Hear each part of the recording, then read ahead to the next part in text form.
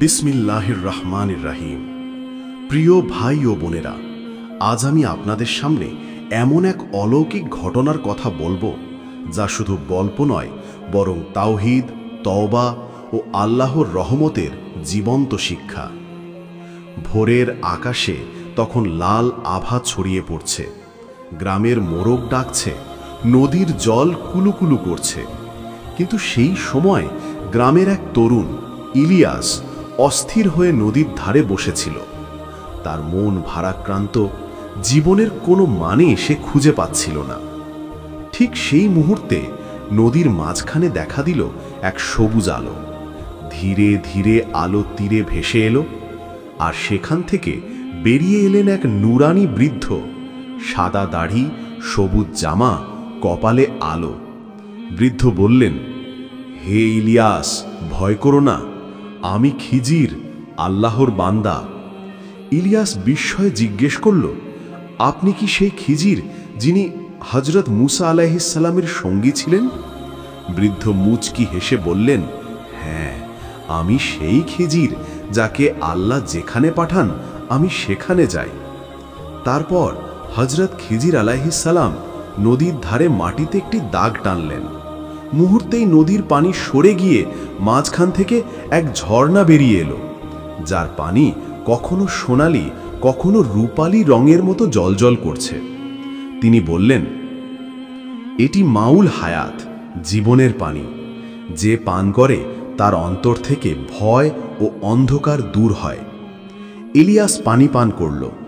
সঙ্গে সঙ্গে তার বুক হালকা হয়ে গেল, চোখ বেয়ে অশ্রু গড়িয়ে পড়ল।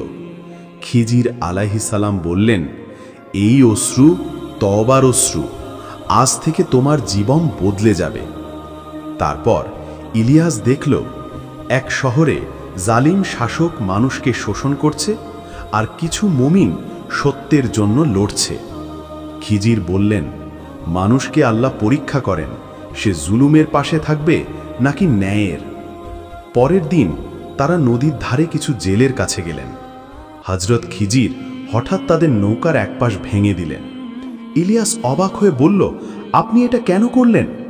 খিজির বললেন, শিগগিরই এক জালিম রাজা আসবে যে অক্ষত নৌকা কেড়ে নেবে। আমি সামান্য ভেঙে দিলাম যাতে তাদের জীবিকা বেঁচে যায়। তখন ইলিয়াস বুঝল, কখনো ক্ষতির ভেতরেও রহমত লুকিয়ে থাকে। আরও একদিন তারা এক গ্রামে পৌঁছলেন যেখানে একটি বালক খেলছিল।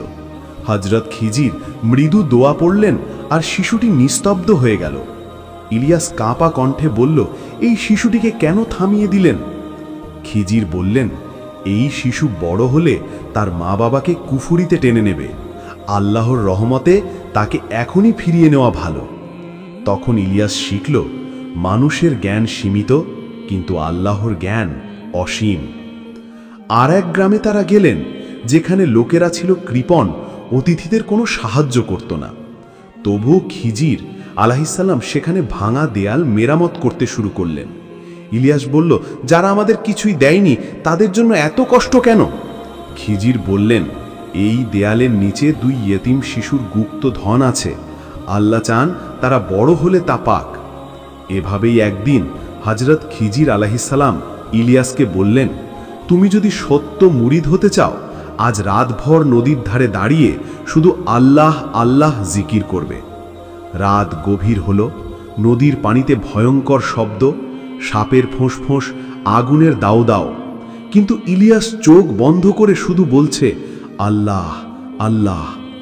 ভোরে খিজির এসে তার মাথায় হাত রাখলেন। তুমি সফল হয়েছ, শয়তান তোমাকে ভয় দেখাতে পারেনি।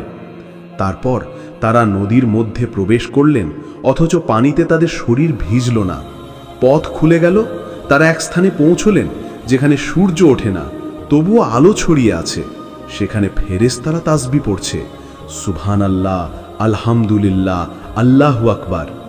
খিজির বললেন, এটি হলো নূরের একটি কোণ, যেখানে আল্লাহর বান্দারা তার ইবাদত করে। সাধারণ মানুষ এটি দেখতে পায় না। তারপর তারা পৌঁছলেন এমন একটি বাগানে যেখানে গাছের পাতায় লেখা কুরআনের আয়াত, ফুলের গন্ধে ভেসে আসছে জিকিরের ধ্বনি। খিজির বললেন, এই বাগান হলো ইলমের বাগান, যারা আল্লাহর পথে চলে তাদের অন্তরে এমন নূরের ফুল ফোটে। একদিন খিজির আলাইহিসসালাম বললেন, আমার দায়িত্ব শেষের পথে, এখন তোমাকে নিজের পথে চলতে হবে। ইলিয়াস কাঁদল, আমি আপনার ছাড়া কিভাবে থাকব? খিজির বললেন, যে আল্লাহর নাম ধরে রাখে সে কখনো একা হয় না। এরপর তিনি নদীর জলে ধীরে ধীরে মিলিয়ে গেলেন। ইলিয়াসের জীবন বদলে গেল। সে মানুষকে ন্যায়ের পথে ডাকতে লাগলো, গরিবদের সাহায্য করল, মজলুমদের পাশে দাঁড়ালো। তার মুখে সবসময় নূরের আলো দেখা যেত। মানুষ বলতো, সে তো হযরত খিজির আলাইহিসসালামের সঙ্গ পেয়েছিল, তাই তার অন্তরে রহমতের ঝর্ণা বইছে। ইলিয়াসের জীবন হয়ে উঠল হেদায়েতের আলো, আর তার নাম অমর হয়ে গেল সৎকর্মের ইতিহাসে। শেষ কথা, হযরত খিজির আলাইহিসসালামের এই ঘটনা আমাদের শেখায়, যে আল্লাহর উপর ভরসা রাখে তার জন্য পথ তৈরি হয়। যেটা ক্ষতি মনে হয় তাতেও আল্লাহর রহমত লুকিয়ে থাকে। আর যে আল্লাহর নাম আঁকড়ে ধরে সে কখনো একা হয় না। আসুন আমরা সবাই খিজির আলাইহিসসালামের শিক্ষা অনুসরণ করি, তওবা করি, আল্লাহকে স্মরণ করি আর অন্তরের আলোকে জাগিয়ে তুলি।